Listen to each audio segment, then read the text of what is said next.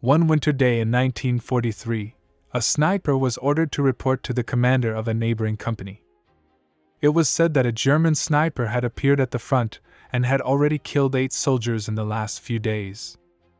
Earlier, when the Germans were advancing, the mountain division's gamekeepers were considered to be good marksmen. But dueling with them was not practiced as such.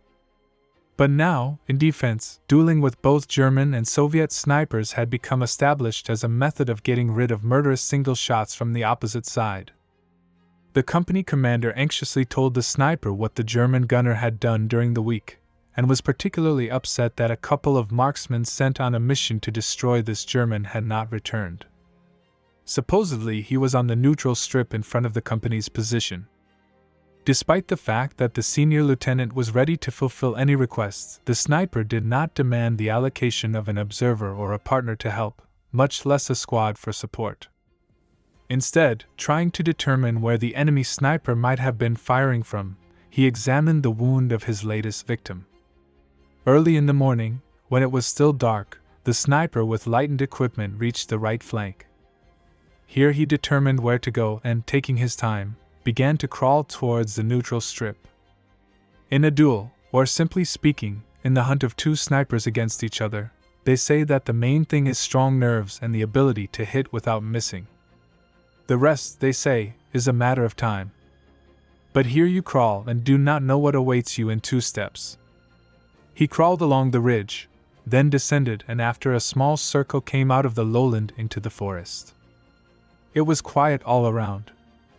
Only the pounding of his own heart could be heard. Carefully, so as not to hit a twig or accidentally step on a dry branch, he began to move quietly deep into the forest. Soon he stopped and, bending down, began to look at the track. The trail was solid, from yesterday. Not far from that track he found a secluded place and began to look around. To his right stood a tree, unlike the others. The crown was more lush, and there was little snow on it. It's the German sniper Cuckoo, he sits in this tree. Once again I listened, stood for a while, and then decided to wait for my opponent here. Finally, on the side of the German started the engine, then from there came the clatter of an axe. And strangely enough, these echoes of the presence of people nearby calmed down a little.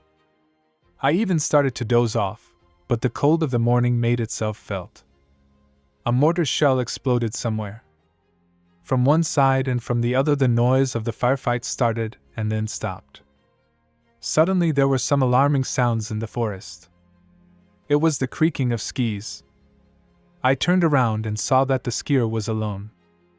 One does not go scouting alone, but he was not a scout either. He had a rifle with optics.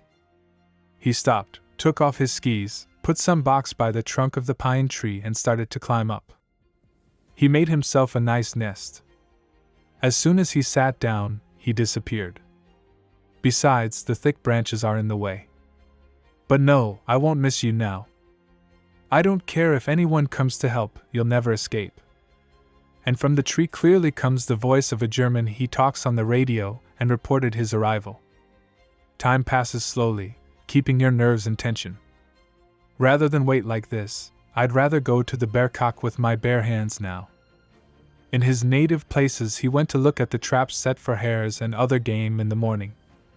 When he came across a squirrel on the way, he calmly walked around the tree where it had climbed, stood on that side so that only the tip of its muzzle was visible, and then shot it, so as not to spoil its pelts. It was so much fun. And there's a fascist in the tree. He would not let himself be bypassed, though he was not going to save his pelt now. The sniper raised his rifle and pointed the optics at the nest where the enemy was sitting. He saw the shin, and it became clear where the torso was and where the head was.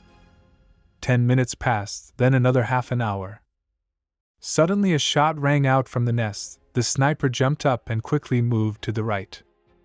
The German, hearing the cracking of twigs, began to turn towards the threatening danger, but it was too late. A shot was immediately heard from below. The sniper reached a pine tree and was surprised to see that the German was hanging on the rope he had tied around himself for insurance.